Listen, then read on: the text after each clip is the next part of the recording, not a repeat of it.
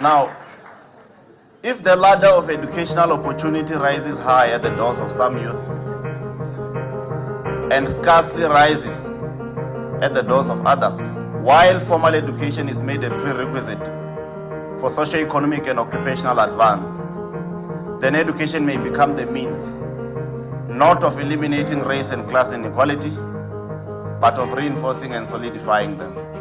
That's what Truman said in 1947. I think really this initiative is very important because for me, tonight was amazing.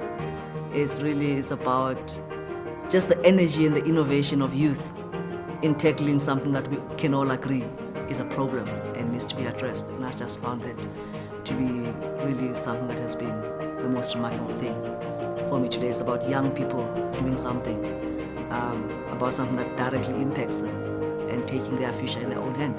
The programs that Thusanani has, connecting rural or peripheral students to the center, is something that I lived through. I could not probably have had the opportunity to be where I am today if somebody did not actually make an initiative. If we are fighting poverty, education is one thing that we must give to our people. If we are fighting the inequalities, education is the equalizer. Unless we achieve socio-economic liberation, we are in serious trouble.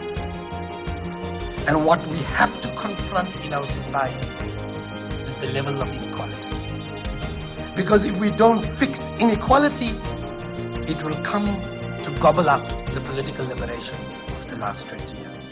At this time, for this generation, the skills divide and the continued marginalization of rural communities will have to come to an abrupt end, and we will take that responsibility.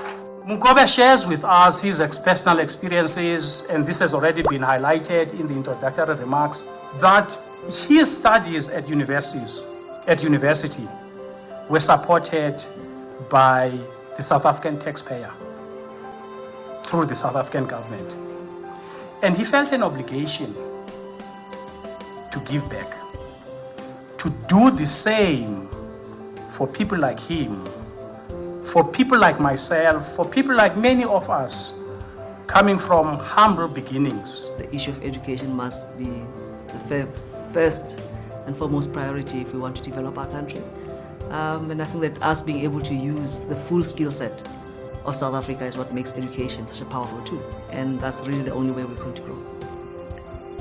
And I think the only way we can do that is by supporting it and giving money meaningfully to make sure that the dream happens. It is a noble cause to educate people. You empower them. You can't take them from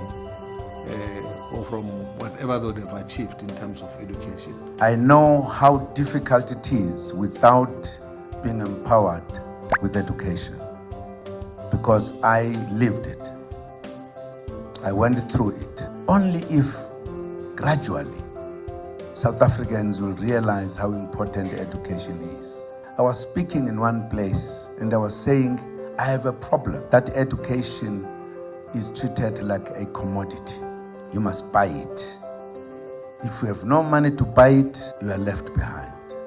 It's an unfortunate thing. So I support the chair of the commission.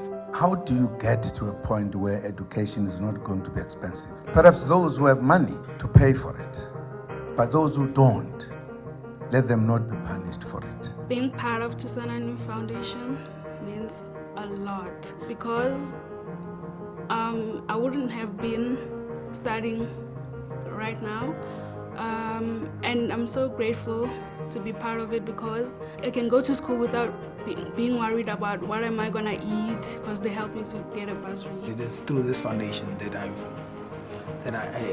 wake up in the morning and I pursue a career, which is most people can't really afford to do what I do. If you have the opportunity to access an education and get a degree, do not become arrogant, become humble.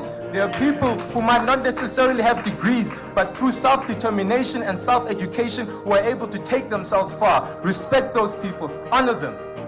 But the purpose of my speech is less to talk about what I've achieved, but is to humbly ask you, What is your Jupiter? If you're a young person here today, what's that impossible goal that you find yourself striving towards? Or if you're a business